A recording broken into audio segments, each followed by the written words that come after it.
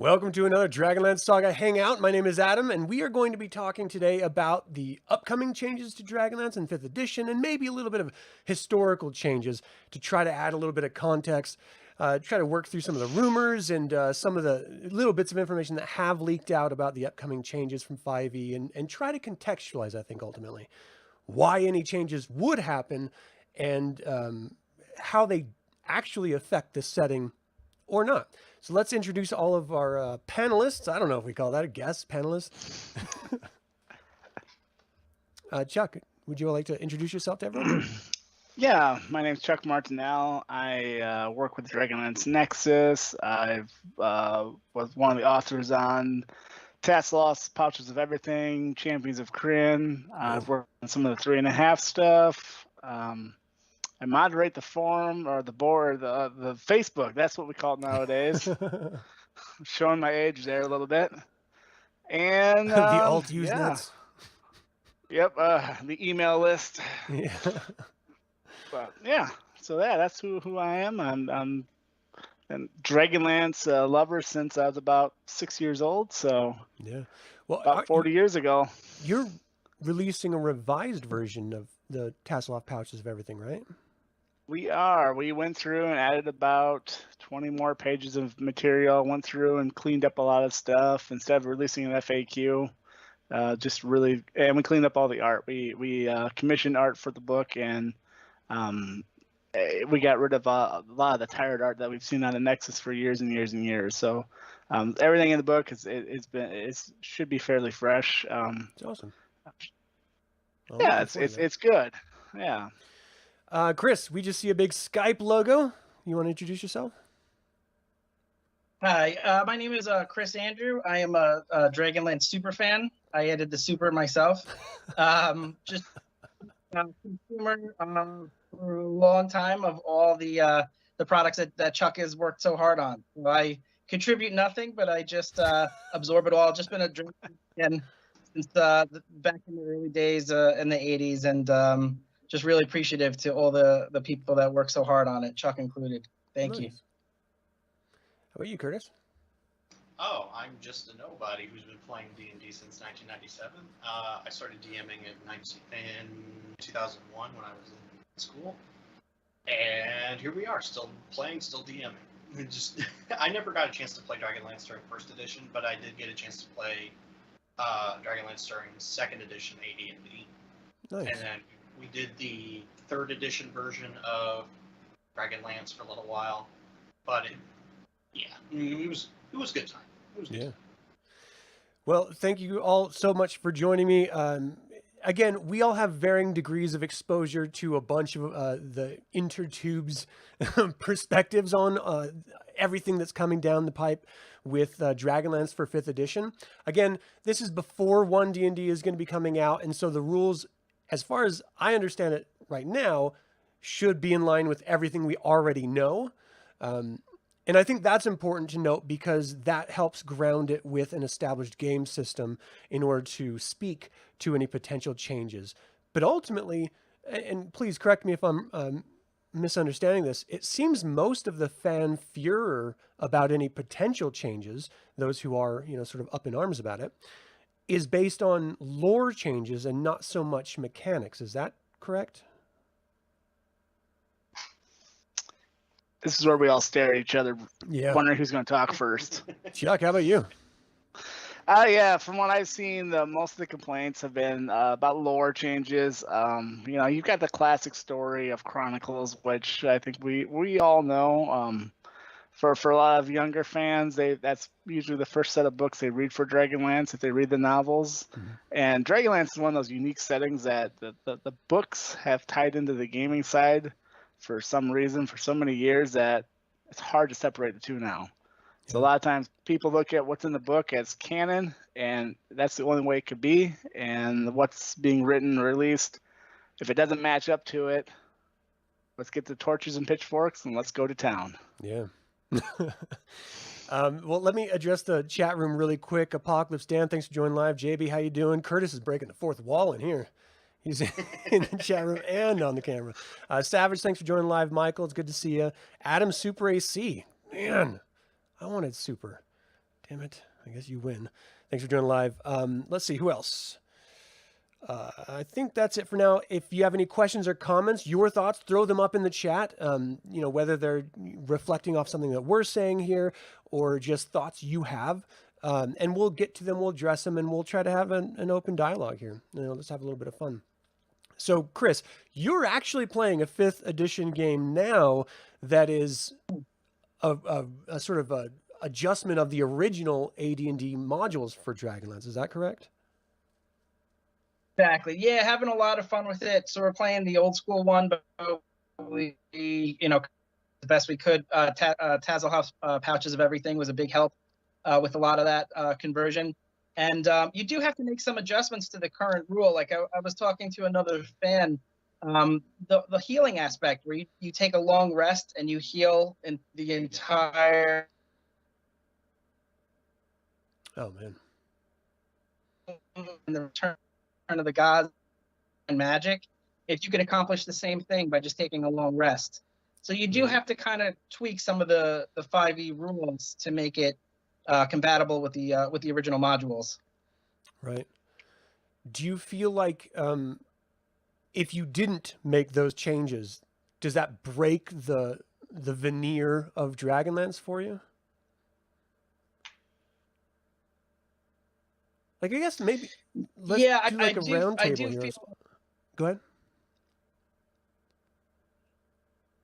Yeah, I do feel like the current D&D rules are not completely compatible with the original modules. You definitely do have to make a lot of changes to it, but it can be done. And like I said, Tazelhoff's Pouches of Everything is a huge help with that. Yeah. Curtis, what makes a Dragonlance game to you that maybe, I don't know, thematically or mechanic wise, feels like can be changed in the upcoming releases? That can be changed.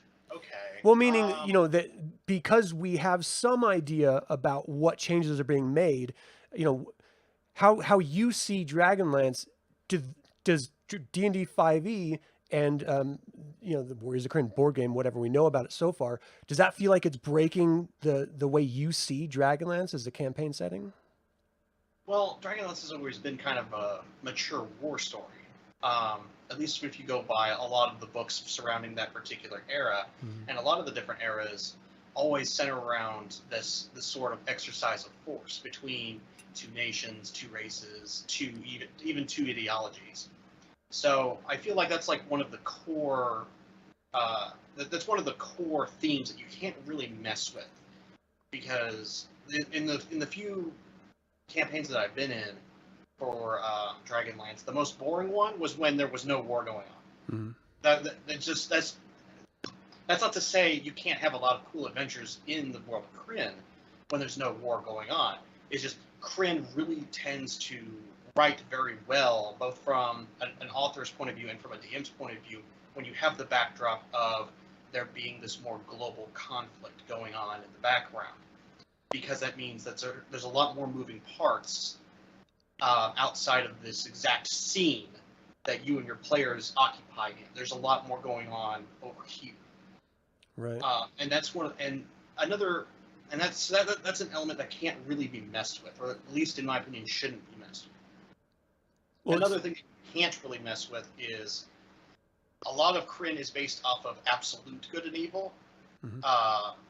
Like I know a lot of fantasy settings try to do this sort of gray morality sort of thing, like Mystara and Greyhawk tended to do a lot of gray morality in a lot of places. You can't really do that in Krynn unless you're a red mage, of course. But yeah. That is what neutrality is all about, right? Yeah, exactly. And so it just feels like those are the two key components that you can't really mess with. Outside of that, I feel like there could be some level of play to shift things around in order to make things work.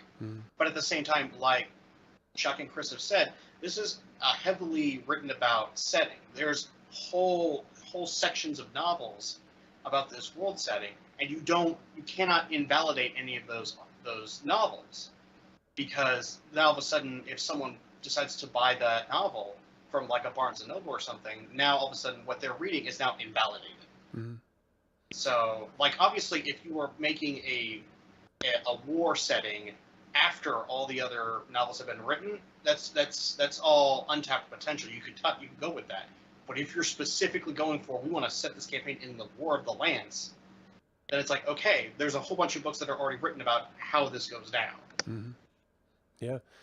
And Chuck, do you think that that is probably the biggest problem that a lot of maybe old school fans or newer fans that are familiar with the setting have, is that they are going back to the War of the Lands and they're sort of changing things just a little bit, even though this is set just before the actual war is supposedly supposed to, break out.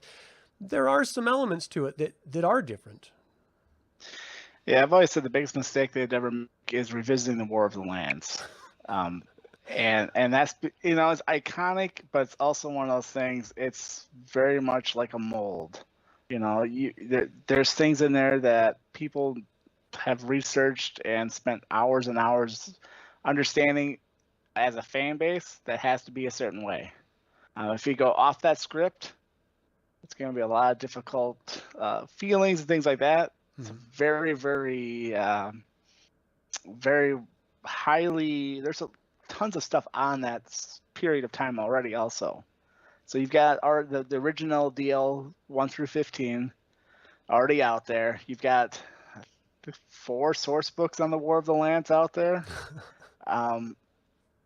It's really tough to find a area that's going to be not touched by the war, that can provide some interesting mystery and discussion. Even when the authors went back and did the Lost Chronicles, when Weiss and Hickman went back, they even took a lot of flack from fans who were like, this doesn't make sense because this couldn't happen because of X, Y, and Z. Yeah. Especially with Dragons of Hylos Skies and the Hourglass Mage novels. Both those books, I mean, they got beat up pretty badly.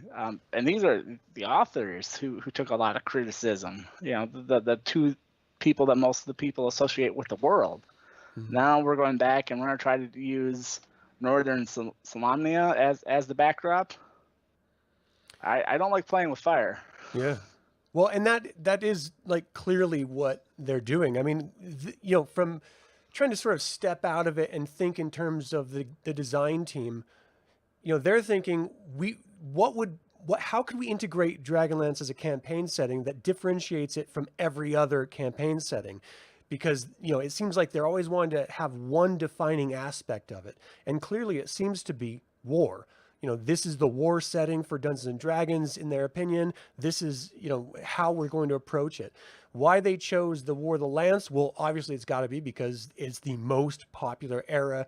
Again, everyone loves Chronicles novels, and that's a perfect sort of setup for Dragonlance. It's an easy gateway into the world as well. Just read 3 novels and they're like juvenile adults or young adult novels. So they're pretty quick reads as well. So it seems like the easiest barrier to entry. But like you said, it's also probably the most dangerous time because every little minutia is known about it. I mean, I can't imagine that the design team would intend to piss off a fan base.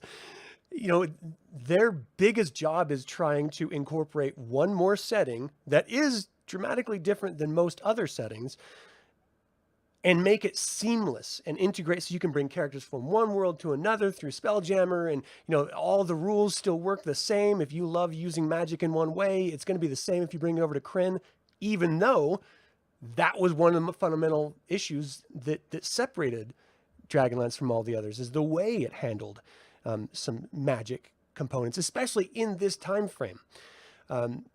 So do you think that there would have been another era that would have been better for them to try to introduce Dragonlance in than the War of the Lands? Let's start with Chris. What do you think? Yeah, I think that's a good point. I think there's so many good eras. The Age of Might would have been a good, even the Age of Mortals, which would have fans, because the Age of Mortals is the most recent time frame. So I think the old fans would have been good with that. The new fans would, that would have been a good entry point. Right after the Cataclysm, I think could have been very interesting. The War of the Lances just has too much detail that it's hard to kind of deviate from that at all. Yeah. What about you, Curtis? Do you think that there's a better era that they should have tried to introduce this in? Oh, absolutely. Let me see. It was Age of Dreams. Oh, Humans versus ogres. That's what it should have been. interesting. I haven't heard that one yet. That's what it should have been, in my opinion. It should have been, great ogre empire is embracing cruelty and authoritarianism, and it should have been humans rising up to gain their freedom. Wow, because you could have had, I mean, that's such a huge time span anyway, but there's a lot of really important things that happened. I think it wasn't that the era where they formalized the Orders of High Sorcery and the Dragon Wars as well? I believe so. I mean, that's going way back because ultimately, one of the big disconnects, in my opinion, is the use of magic and clearly of healing magic, but specifically magic as in sorcery as we understand it in Dragonlance versus mages, wizards as we understand them in Dragonlance. Sorcery is primal magic from the earth, wild magic from the 5th Age, but it also existed before the gods started assigning and controlling magic. And so that being that far ahead of time would have been a nice little opening to not cause any problems in being able to use sorcery with wizards or mages. Chuck, what about you? What do you think would be a good time frame? Well, anybody who knows me knows the one time frame I hate the most is the Chaos War. Oh, really? And mainly because the story is so bad. like I tried to sugarcoat it, but I mean a lot of people like Dragons of Summer Flame, Mm-hmm. but overall it's a very choppy story, very very hastily written. The story itself, there's so much you can do with it that would make it so much better as an adventure versus what we have. And there is no real adventures in that time period. And also, if you're looking to reboot a setting, which to me, this is what the setting book is trying to do a bit, is reboot it. Yep. Why don't you reboot it from the greatest mistake they ever made? See, this is a perfect example. It looks like you got some thumbs up from Curtis as well.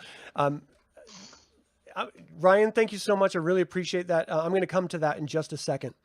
The Chaos War, there's only, to my knowledge, one, maybe two adventures that were introduced. And that was between the time of Wizards buying out TSR during the 5th Age Saga system of Dragonlance. And it was Seeds of Chaos.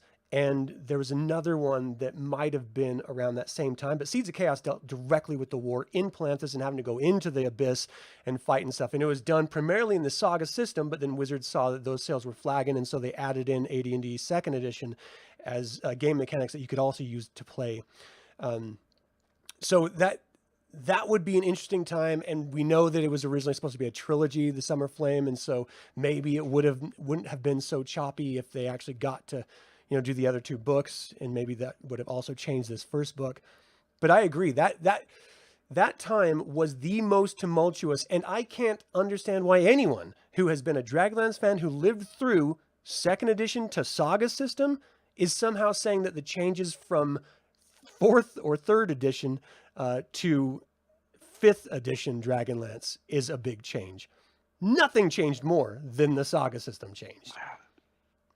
I mean, it was insanity, like everything they did. And I'm playing a game in it because I liked it when I was playing it. So I don't know. What was the most tumultuous time in your opinion? And let's just sort of do around the room here. Chuck, what was the most difficult period for you as a gamer to try to get over the Dragonlance game system jump? Was it 1 to 2? Was it 2 to Saga? Saga to 3rd? 3rd to 5th? What do you think? 2 to Saga, because everybody quit that I know I was playing with.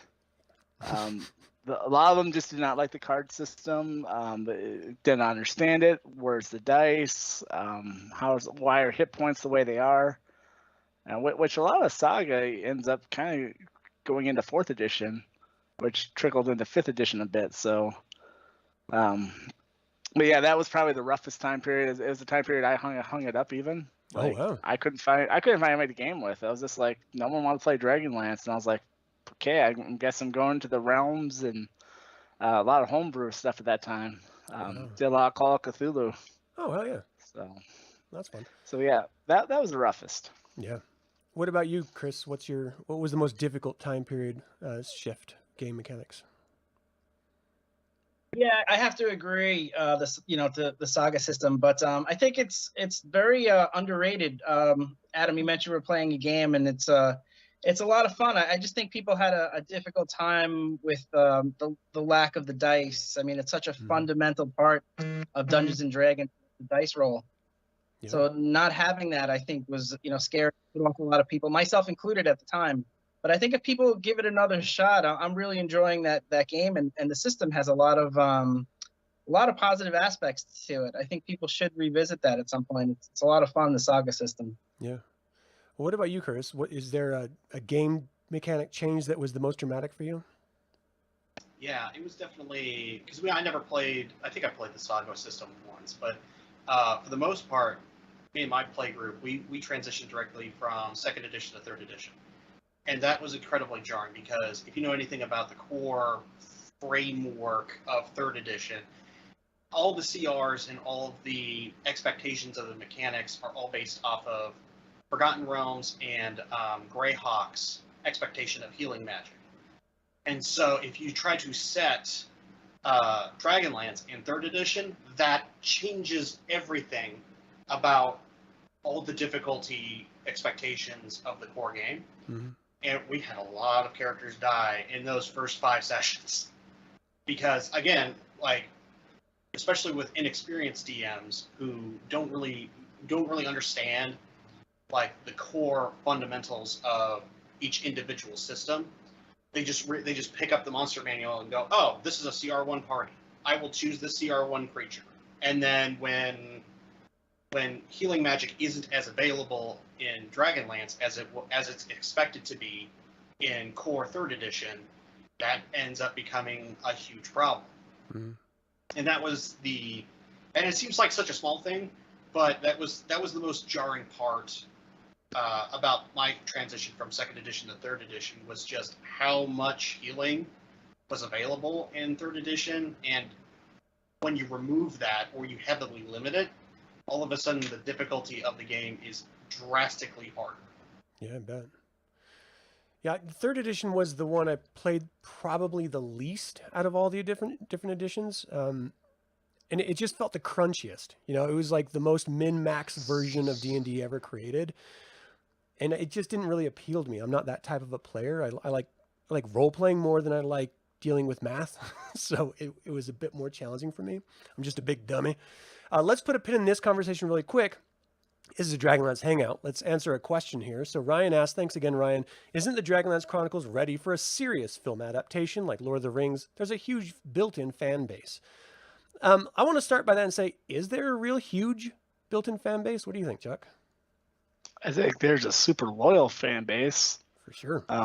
Very dedicated fan base. I think it's going to grow substantially when the new source book does drop. Even the novel sales for Dragons of Deceit were, I think, above expectations. From what I've heard, Yes. is they have been selling very well. So I think the fan base is going to keep growing. Do I think it's a huge Lord of the Rings type thing, Wheel of Time? I don't see the fan base that big yet. I know Joe, I can never say his last name, Manella. There we go. He's been trying to shop around a film script for years and hasn't gotten a lot of traction. I know he's doing a D&D documentary, and Dragonlance will be part of it. That'll be out next year or 2024. Mm-hmm. But I think if things do well and sales do pick up, you will have a shot at seeing a big screen probably in the next 5 to 10 years, but hopefully it's not another autumn Twilight movie. Right.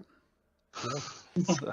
So Chris, can I ask you, let's say we do get a real live action film adaptation. historically looking at past Dungeons and Dragons films, I know there's another one coming out next year that, I don't know, looks good or bad depending on who you are. Do you think they could pull it off and make people happy?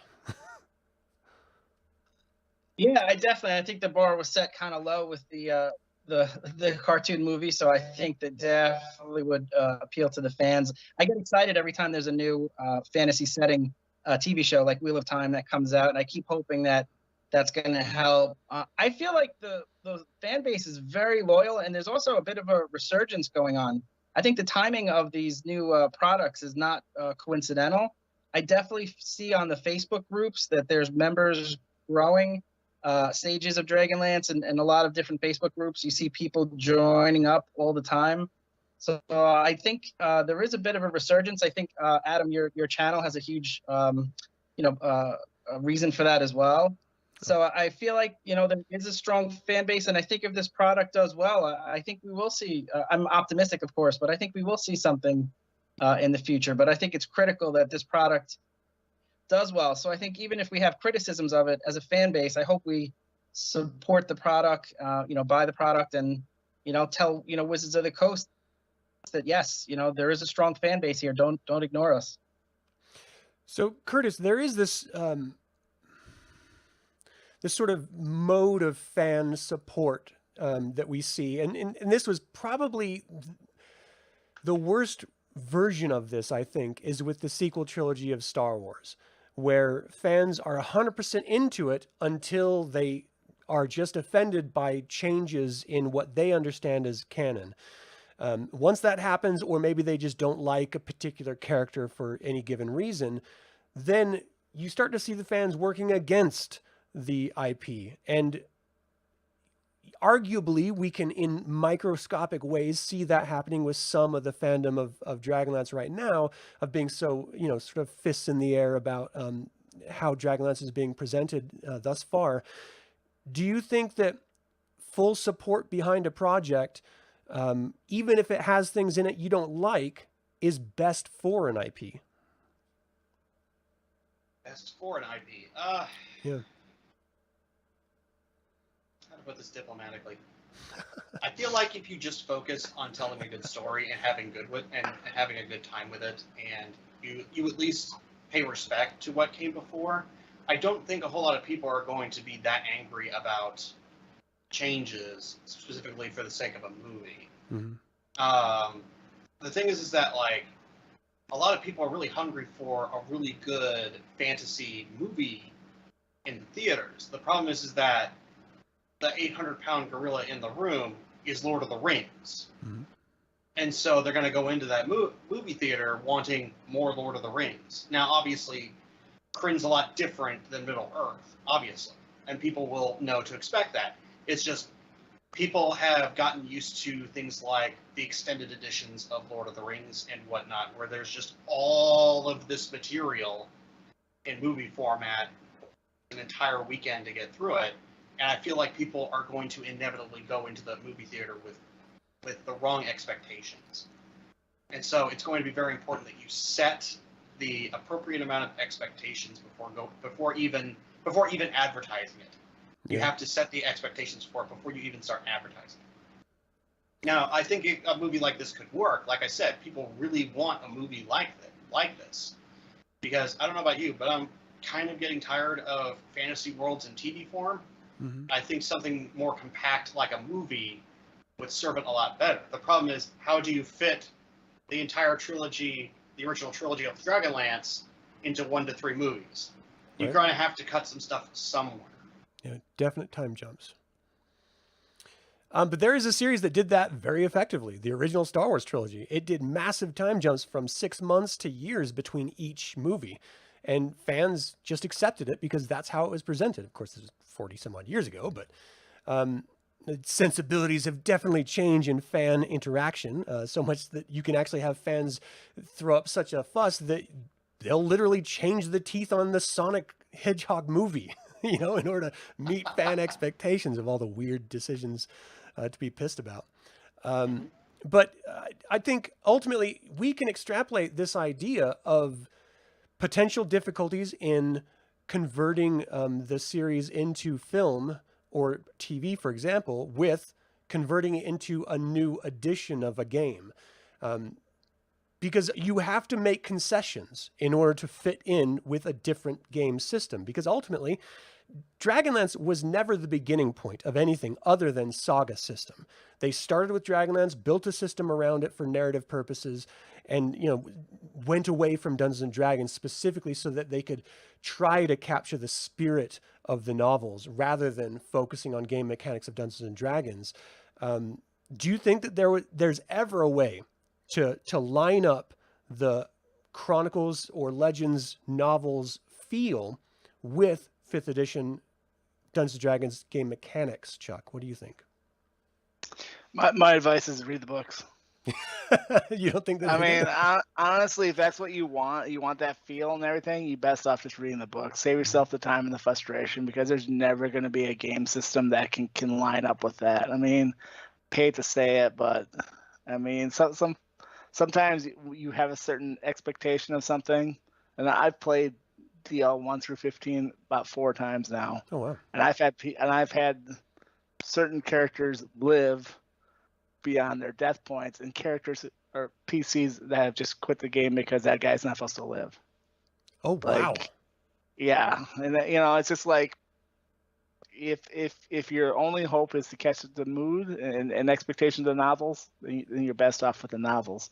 Now, can I generate that mood and feel with any system I'm running? A lot of that's on your DM. Yeah.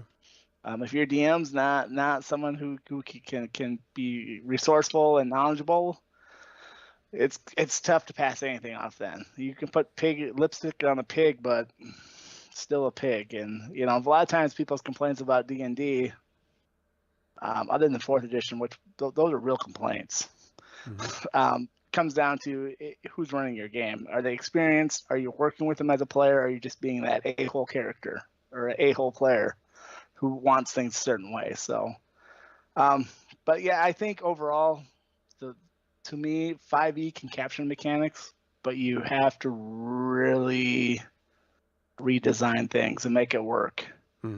Especially like the knights and the wizards. You really have to redesign how things are going to work for those, because you've got bards who can cast magic now in 5e.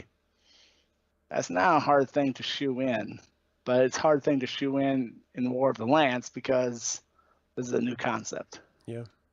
So does it feel like War of the Lance? You're gonna get people on both sides of that one. Yeah. Well, some of the things that I have noticed just from watching the videos of the game developers being interviewed and, the release information from D&D Beyond, and it's posted on dnd.wizards.com, is that they're not restricting anything that I can tell as of yet.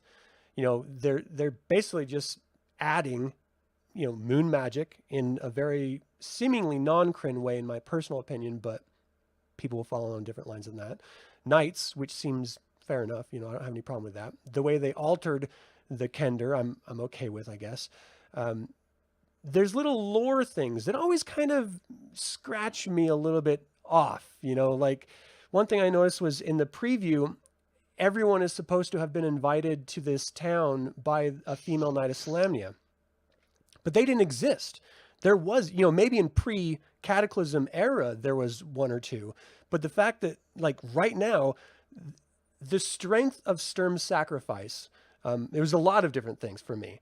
But Gunther Uthwistan straight up said he rewrote the measure because of Sturm's sacrifice and the impact that Sturm had. And he realized that the knighthood was way too rigid. And so that's when they started allowing females in. You take that away, and Sturm's sacrifice doesn't have all of the weight that it at one time did. And the most notorious, in the moment point of his sacrifice was so Lorana could get to the dragon orb and, defeat the blue dragon army. But, that the waves of repercussion echoing out from that sacrifice would be moot if now women are a part of it. I mean, you couldn't even be an Islamnia if you weren't like a noble son, back in the lore. So it's very strange. Little things like that really sort of scratch me the wrong way, where I'm like, oh, wait a minute. Come on now.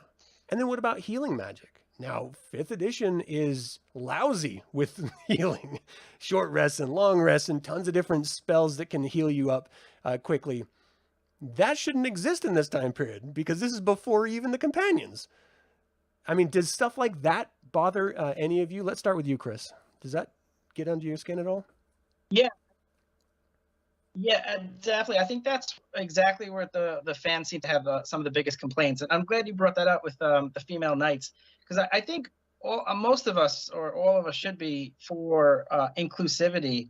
But when that inclusivity isn't earned and it's just automatically included, it takes away from, the characters, earning that. Like Reba Silvercrown was a great character in the comic books, but she wouldn't be special if all female were allowed to be. She had to earn that, with the respect from her father and everything like that.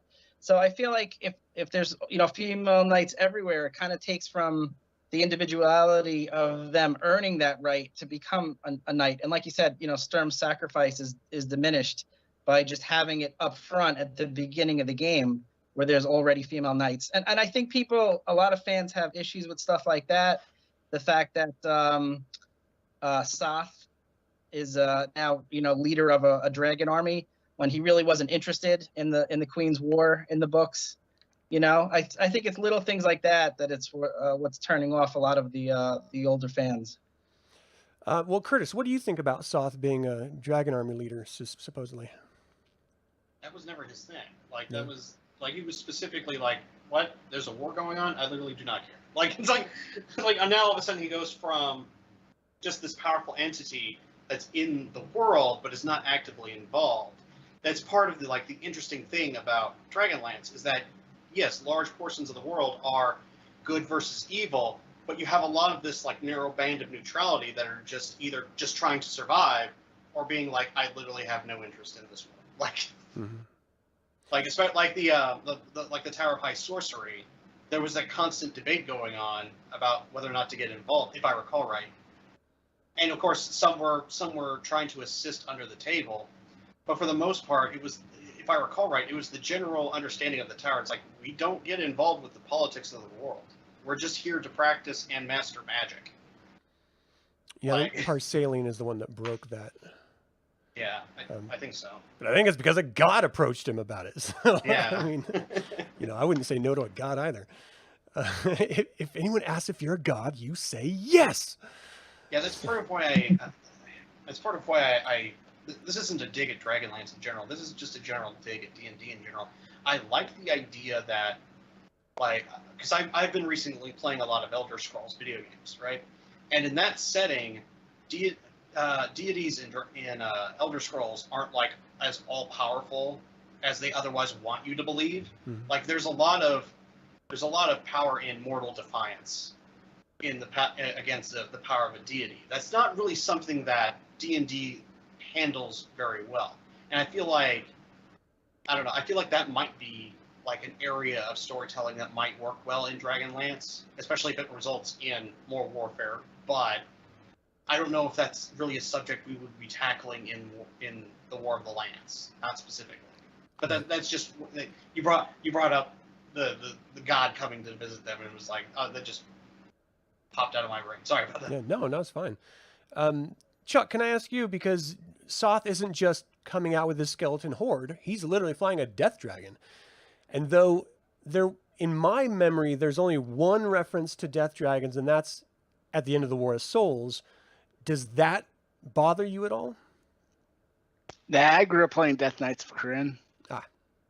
So, I'm back in 1991. I'm playing that video game. So, for me, Soth has another story. I grew up, when I was I was 12, 13 when I played that game. So for me, I didn't know canon that well back then. Mm-hmm. So growing up, it made sense to me that Soth had his own group of warriors and would battle and fight and was chasing after Kit's soul even during this entire video game. So having a death dragon now, it's one of those things that I guess if I'm going to pick a hill to die on, it's not going to be the death dragon. I bring it up because one, it's one of those things that I hear from, online communities, sort of being all pissed about, but also that dragons are incredibly important to Dragonlance setting. I mean, the original 5 dragons were corrupted by Takesis, and then Paladine convinced reorcs to make metallic dragons to sort of make up for it. And they were like the dominant, powerful force on all of Krynn. And so it's really the metallic and the good and evil dragons that are, we understand them. As the game of Dungeons & Dragons developed, new types of dragons were added.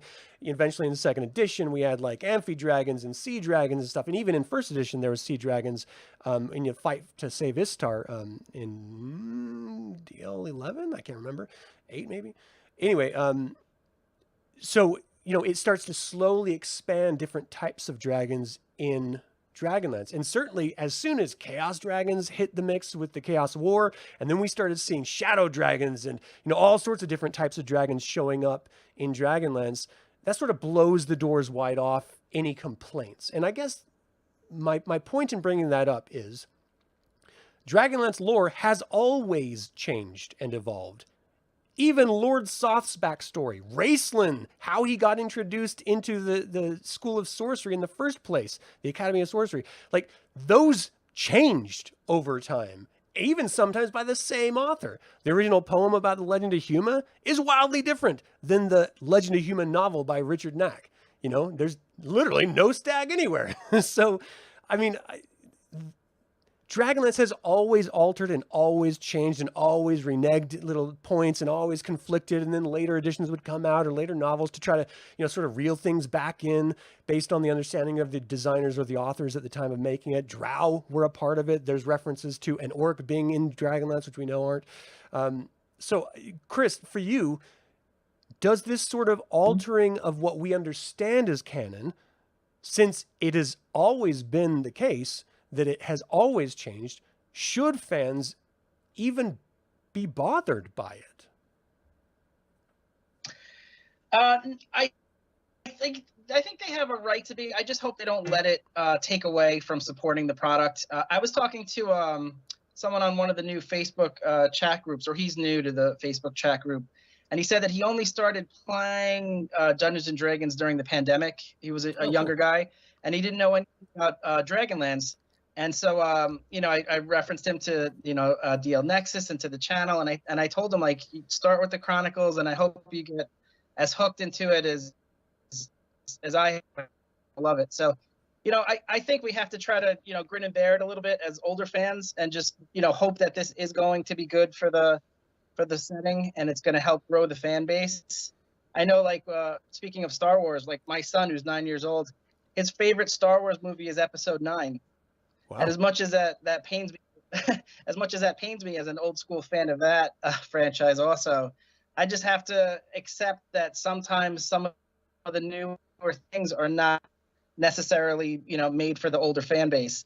And if it grows the franchise and that gets them hooked and they start to look back at the older stuff, then it's a positive thing. Right. So, Curtis, for you, is there a line that we have to just understand as fans, that maybe this version isn't going to be good for me, and I should just accept that the version I love, whether it's 1st edition, 2nd edition, Saga, 3rd edition, that's where I should just live? Like, what for you, what is it that makes fans feel entitled to have their version be the ultimate version?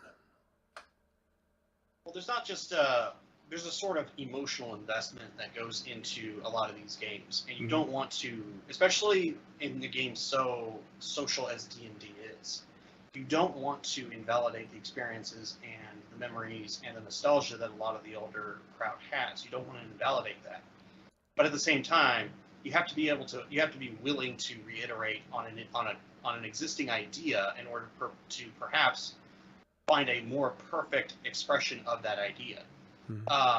Normally, my line is at new races, because especially for Dragonlance, I do not accept brand new races being introduced out of the blue in Dragonlance, because each race brings with it a certain cultural force. Yeah. If you want to find a word for it, a cultural force to not just the world as is, but the world history. So, and what, like, just to pick a video out of your list, what about the history of Palanthas? Like, what if there was an orc horde near that area where they were first settled in after being crashed ashore? Different story for the history of that region, right? Yeah. Same thing with any other race that's never been part of that world during the whole development of the world and its history. Like, the moment you start adding races into the history of the world, you're either saying, A, they don't have a cultural force strong enough to influence the history of Krynn, in which case, why are they included in the first place? You're literally only including them for aesthetic purposes. Or two, you're literally saying they have political force, but the butterfly effect doesn't have any influence on history. In which case, that's like, so the choices of individual characters never matters. There's a predetermined destiny for all things, which has a whole lot of implications behind it. So that's why for a lot of fantasy settings, I don't prefer all-powerful deities. I prefer extremely powerful deities, but not ones that predetermine everything before you're even born. Like, I don't like that as a storytelling mechanic. Right. But you still have to respect history. You still have to respect the cultural forces that existed in the world setting to begin with. Mm-hmm. That's where I draw the line. Now, a lot of the smaller details, like Soth being part of the war, there's a death dragon. He's riding a death dragon because why not? And a whole bunch of smaller bits and pieces like that. I'm not that bothered by it, especially if it's just going to turn out that, you know, it's not going to change the course of history at all.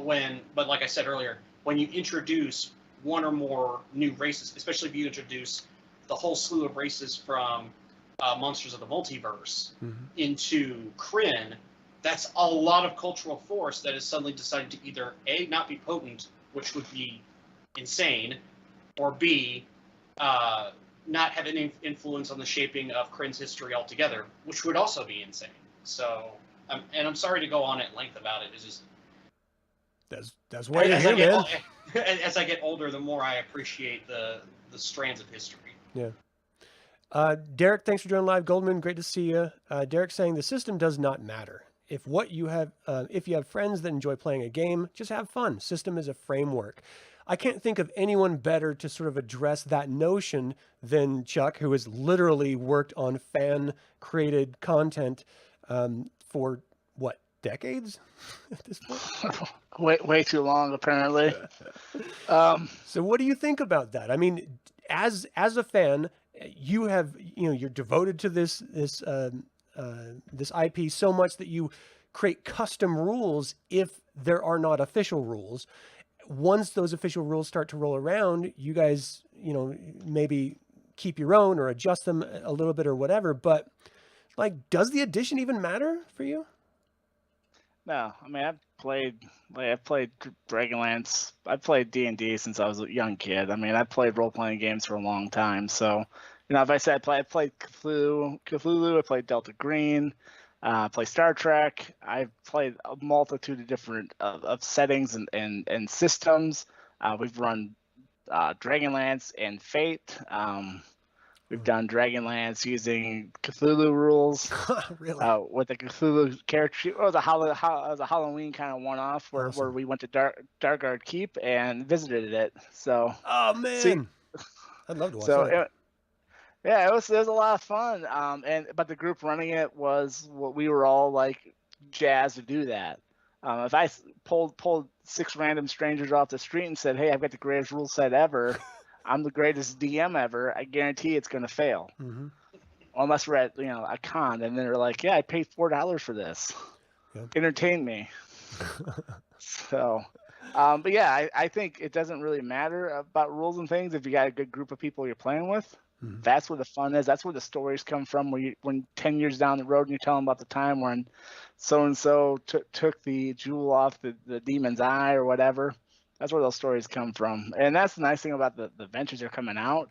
It allows us as fans to connect together again, where I really felt like 3.5 and 4th edition fell apart on those connected adventures. In second edition, we could all talk about, how did you get through the 64K Fox in DL3? Well, we didn't. We surrendered. That was the thing. But now in those time period between then, we kind of lost that. And now with the way they do 5e, it's a little bit different, where we all share that same adventure again, where we could talk about, this is like the worst beginning ever, that we're all being sent to a city on a funeral. I normally would as a character skip that, but Yeah. So it's given us time. But long answer short is, you play what you like. Yeah.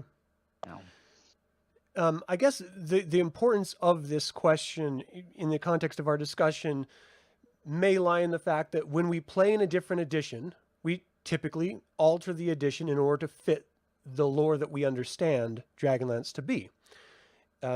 With 5th edition coming out, it's the opposite, where they're making the lore fit the system. And do you think that is the cause of any sort of outcry? And should it be? What do you think, Chris? Yeah, definitely. I see your point. It's it definitely feels like they're trying to kind of pigeonhole it, trying to fit a round peg in a square hole, or vice versa, whatever the saying is. I do feel like they're trying to go for this whole multiverse approach to D&D. And I think Dragonlance had so many unique features, the Kender, the Knights of Solamnia, the Wizards of High Sorcery, not the Mages of High Sorcery. I hope it doesn't lose some of its uniqueness. But again, just to try to keep it on a positive tip, if this is an entry point for new fans, and then they're into it and they want to rediscover some of the older things, that's what I'm hoping to take out of this, is that it's a positive. Yeah. I want to address a question in the chat here. Michael is asking, is a Dragonlance video game next? Last year, Wizards of the Coast announced that there were a bunch of digital game experiences that were being developed.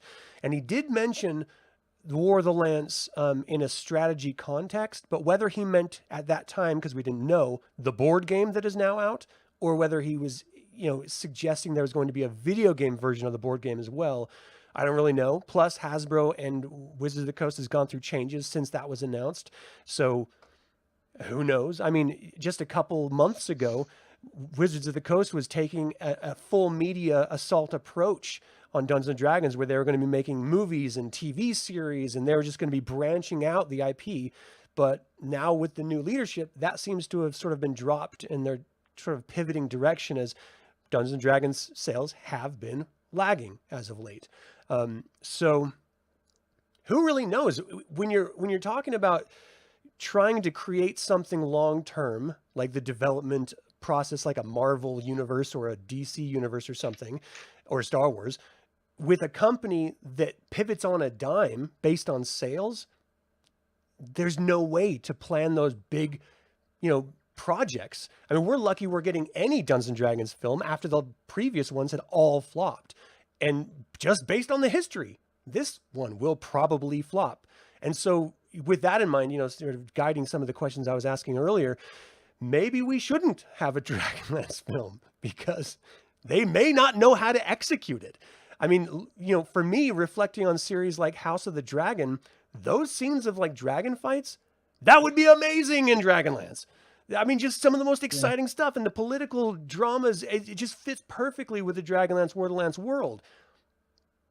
But the people who own the IP they can barely even sell products years at a time, let alone, because they're constantly having to change editions or, bring out new toolkits that end up flopping. And it's like, that just affects the direction moving forward.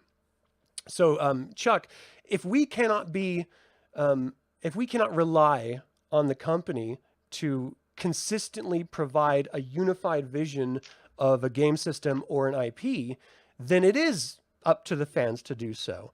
Do you think it would be a problem restricting some of the open options of the 5th edition Shadows of the Dragon Queen adventure that's coming out in order to make it feel like Dragonlance? Or do you think that some players would have a problem with that because it's not official? Boy, that's a grenade. Gosh, you're going to have both sides of the coin there. I mean, you're gonna have people who are gonna scream at you if you restrict it. You're gonna have people scream at you if you don't restrict it. You know, my advice is always do it. It's your table. Pick what works for you. I personally, if you've checked out Task Lost Patches of Everything, you probably know my feelings are I don't mind restricting things. I don't mind cutting off some corners here and saying like, hey, you this is what's allowed, what's not allowed. Like, we try to be as inclusive as possible, but there's just some things that change the story and the setting so much that you have to figure that out and what works. So I think, you know, the book coming out, it's gonna be wide open. It's going to be free for all forever you would like to have at it. I mean, there's going to be female knights, just like Astinius said during the Third Dragon War. In Chronicles, there was a female knight then. There's going to be tieflings running around, things that I don't feel iconic to Dragonlance. But then again, at my table, I can set the rules of like, hey, this is what's allowed and what's not going to be allowed, and I can do that. The biggest change that I have with what's coming out is I don't like the backgrounds that they're throwing out there. I don't like me as a 0 level character just taking background of a knight. It's kind of a dumb feat. It's kind of it's power creep. Is what it comes down to, and when you have power creep, that's not good for your game design. So I wish they would have restricted that to a more hardcore traditional following of the knight's path, of making it into a subclass, making it into something I have to take at 3rd level. I have to make that decision then, and make it work, versus I can just shoehorn that in at level 0 and I'm good to go. So I think the overall though, Dragonlance has to be restricted in some ways to make it feel like Dragonlance. I don't think we're gonna get restricted Dragonlance with this book. So I'm like terrified. There's just gonna be like a Githyanki army of playing characters, like fighting the War of the Lands. They're like the new hero, or like a bunch of little kitty people. Like running around. Well, that's the thing, is you're gonna get these odd player characters that you're gonna have to shoehorn backstories into, and I love the ideas of playing, you know, a Tabaxi or something like that, but it's tough to do that in Dragonlance in the War of the Lands. If they had, once again, even the Dragons of Summer Flame, they tried to introduce the Blue Man group. And they backtracked on that pretty quickly. If these elven-looking blue guys are all of a sudden humans instead of being a new race of something, they're like, oh, they're just some humans we lost. They're on this island over here. That's not a continent. You're referring to the Tarmac, right? Yes. Just so people know, they may not. Yeah, they're the Tarmac, the Blue Man Group. Yeah. So. This made me think of. Okay. So Chris, if you were going to run or play in a 5th edition game, and you or the dungeon master said, you know what, I know that this book says we can be way open with all these different things, even with the magic, for example, but me running this, or your DM running this, saying, I'm not going to allow any healers until a certain point, or I'm not going to allow any sort of caster classes unless it is someone who relies on the magic of the moons and they're a part of the Orders of High Sorcery. Like, with those type of really strict restrictions, would that be a good thing in your opinion? Or do you think that that's sort of taking away some of the fun of option? I think there's definitely a balance there, and you have to know the players that you're playing with and how invested they are into the Dragonlance setting, or steeped in the lore that they are. But I'm playing with my 9-year-old son right now, so I've had to learn to be very, very open-minded. He's a magic user, and he continues to his attack method is to pick up rocks and throw them. So I've had to learn very, very open-minded. So I'm probably the wrong person to ask this, because I do tend to be more lenient but I do think it depends on the players that you're playing with and how vested they are in Dragonlance, and kind of adjust from there. Yeah.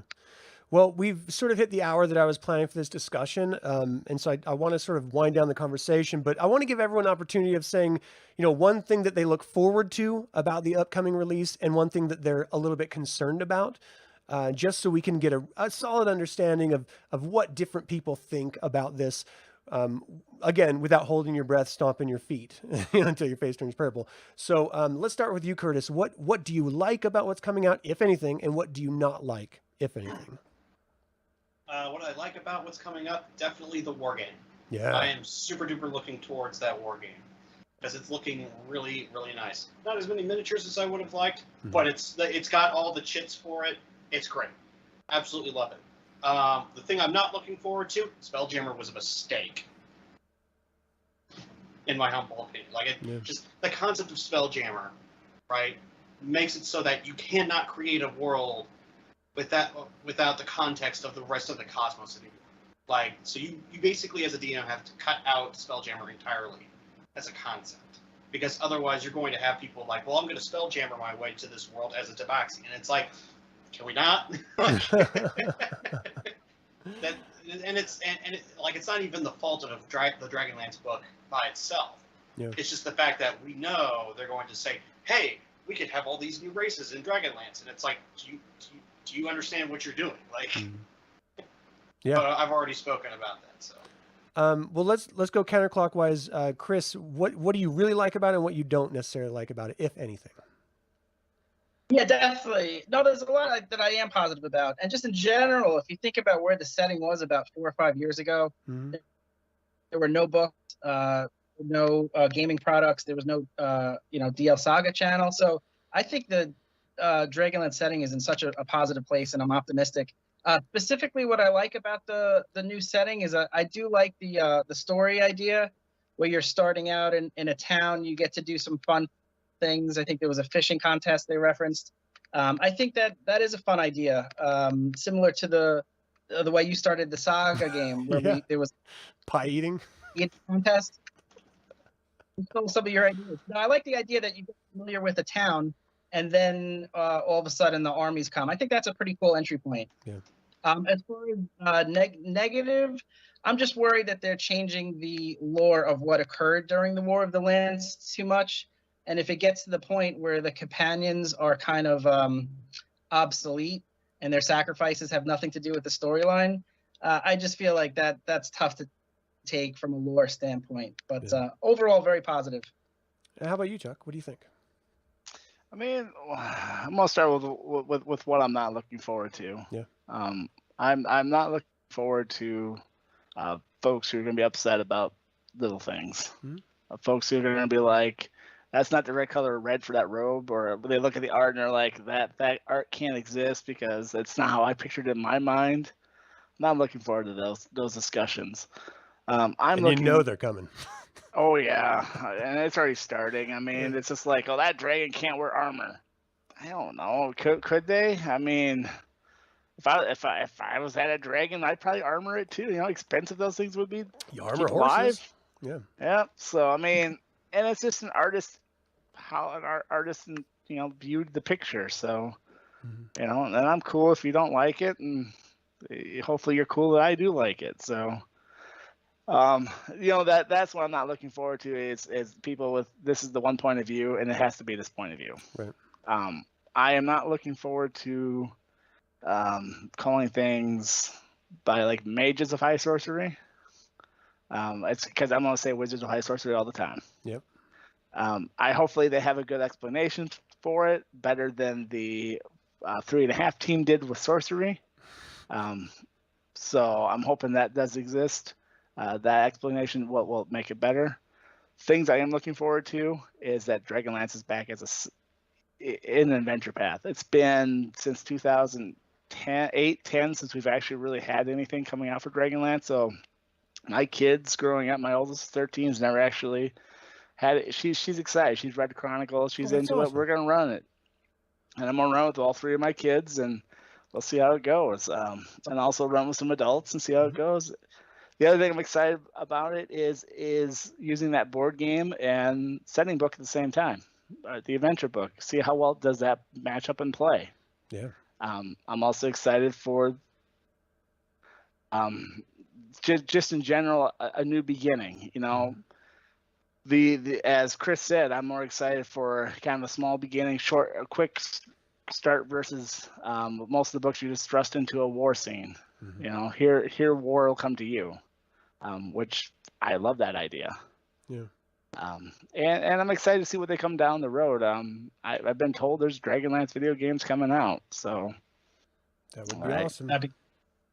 and that's from someone who knows. So That's awesome. Yeah, I mean, they did mention it last year in an interview. Yeah. So I just talked to someone last weekend this weekend about it, and he said they're still in production. So that's great. Are you allowed to say what type of game it is? he couldn't tell me that. He's got an NDA. So Okay. Well, that would be really, really neat. I mean, arguably, you know, the games for Dragonlance have been kind of hit and miss, you know, depending on the platform that you're playing it on and, you know, the games themselves. But, you know, the gold box are just universally kind of reflected as good and fun. So I'd be kind of okay with something like that. But like, I don't know, you know, there's a lot of like third person, like Jedi Fallen Order games that I would love to see like a Dragonlance version of, sort of reskin or something. Yeah, for me, I'm not really looking forward to any of the fans, you know, shaking their fists and sort of calling sides. You know, I watched the Star Wars community completely fall apart, and I hated it. And it's a pointless exercise to. It gets you more clicks in YouTube and in social media. It gets you more attention, which actually makes you money, which I think is part of the reason some people do it. You know, saying like Dragonlance is dead. Well, you're going to get tons of views from that. And I don't do that because it's shitty. It's just a shitty way of doing things. So I'm not looking forward to the potential fan backlash.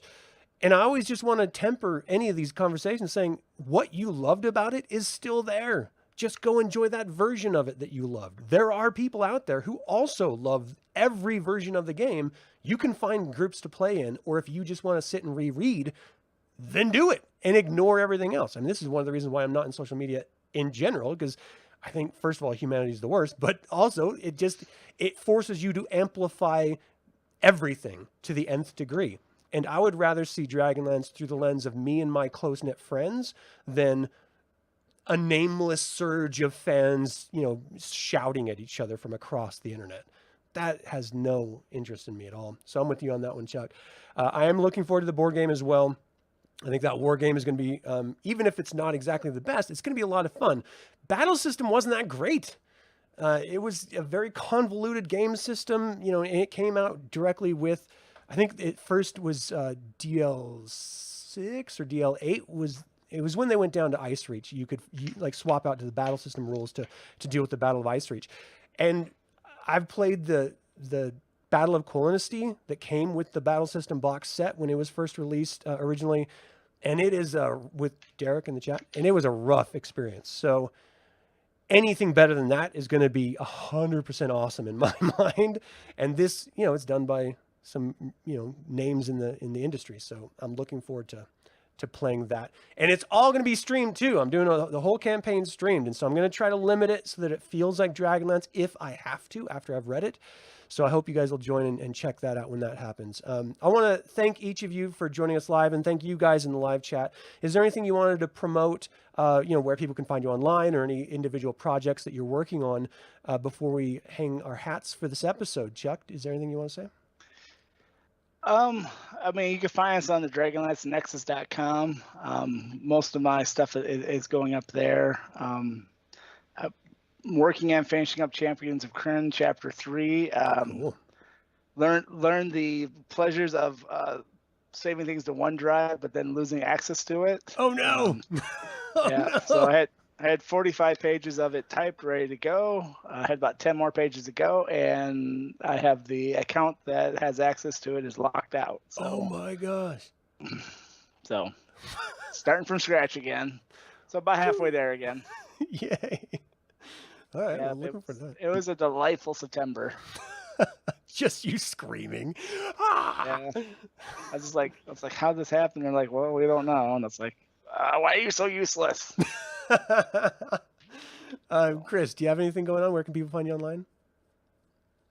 Just no, not for myself, but my son makes me tell that he has a channel where he does like Minecraft videos and some other fun stuff. Boom Anakin 21. So he makes me tell people. So if you could check that out, he gets excited when there's likes and stuff like that. And then looking forward to episode 3 of the Saga game. Having a lot of fun Next with week.